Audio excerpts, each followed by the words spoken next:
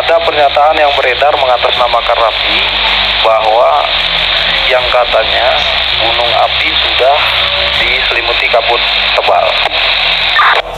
Itu hoax. Saya nyatakan itu hoax, dan juga yang menyatakan itu, yang membuat voice note itu bukan anggota Rapi.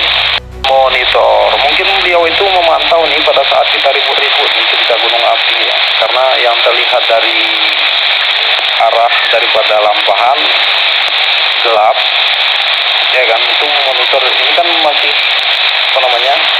menerima pendapat daripada rekan-rekan. Yang bersangkutan mungkin memegang radio nih, sehingga mengeluarkan pendapat yang belum A1 nih kan.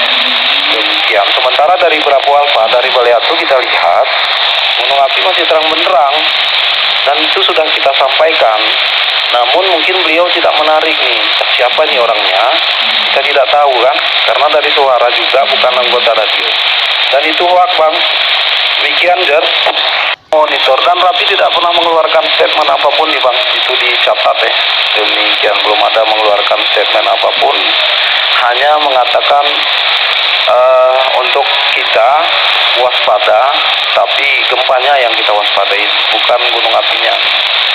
Demikian, karena biasanya juga kalau gunung api tidak semerta-merta dia blek, tahapan-tahapannya. Jadi gempanya yang perlu kita hindari bang.